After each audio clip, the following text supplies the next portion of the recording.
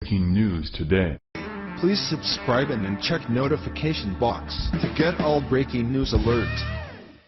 Diplomacy is always the first choice when it comes to diffusing any situation thought to be headed to military conflict. As any preschooler could tell you, it's always best to use your words and not violence. However, while that's the policy of most of the Western world, and any country that is led by democracy, it's not the policy of the North Korean dictator, Kim Jong-un, who only seemed to be worried about his own glory. The toddler-like leader has proven he is only interested in spending his time finding new ways to memorialize himself in the minds of the world.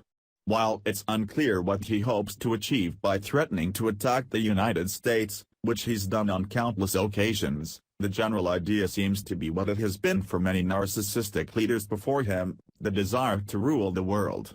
The idea that a tiny dictatorship like North Korea has any chance of winning a world war on its own speaks to just how few people are willing to speak the truth to Jong-un.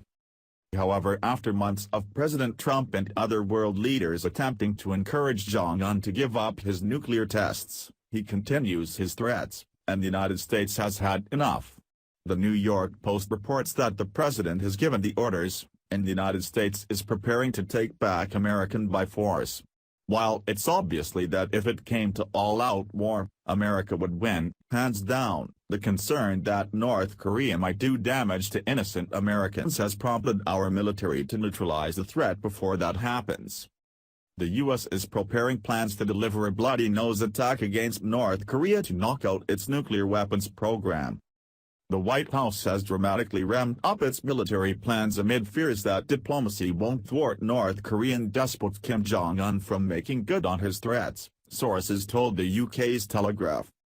Just hearing that the United States is going to do something about North Korea might seem a little vague, but rest assured, the military forces in the area have a lot of options available to them. Because North Korea is such a small country, and because they've been very clear about what their military force is like, once the word is given to mobilize, it won't take very long before the threat is completely put down. One option is destroying a launch site before the rogue regime uses it for a new missile test, while another is targeting weapons stockpiles, according to the news outlet. The Trump administration hopes that preemptive action would show the trigger-happy dictator that the United States is serious about stopping his bellicose pursuits and persuading him to negotiate. The Telegraph cited 3 anonymous sources, one inside the administration and 2 former officials familiar with the White House thinking. The Pentagon is trying to find options that would allow them to punch the North Koreans in the nose, get their attention and show that we're serious, a former U.S. security official briefed on policy told the Telegraph.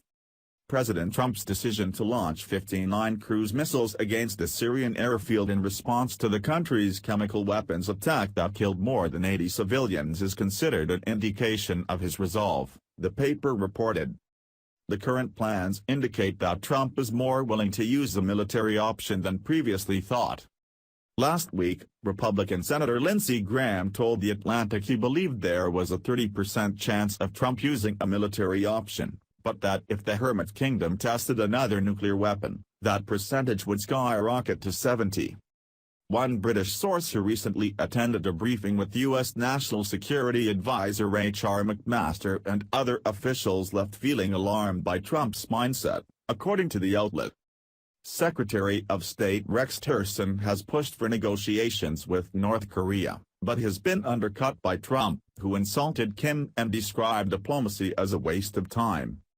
Last week, Tillerson appeared to soften the U.S. stance on talks with North Korea amid spiking tension over its nuclear and missile programs. He said the U.S. was ready to hold exploratory talks without preconditions, but that North Korea would need to hold off on further weapons testing. North Korea tested its 6th and most powerful nuclear weapon in September. It also tested 3 intercontinental ballistic missiles, including one whose theoretical range encompassed the entire U.S. mainland. There have been a lot of theories as to what to do with Kim Jong-un and the roughly 25 million people living under his tyrannical rule. The stories that have come out of this sad country make one think that there should be hostage negotiators involved, considering that the people of North Korea are little more than hostages who've grown up knowing it as their only way of life. If ever there was a time to free a people from their own government, even if we weren't at risk, North Korea is the country to free. They epitomize the huddled masses, yearning to breath free that America specializes in. Hopefully there will be no loss of life, but the United States military has been sent to ensure that if there is, it won't be American, and that Kim Jong-un be put out of power once and for all.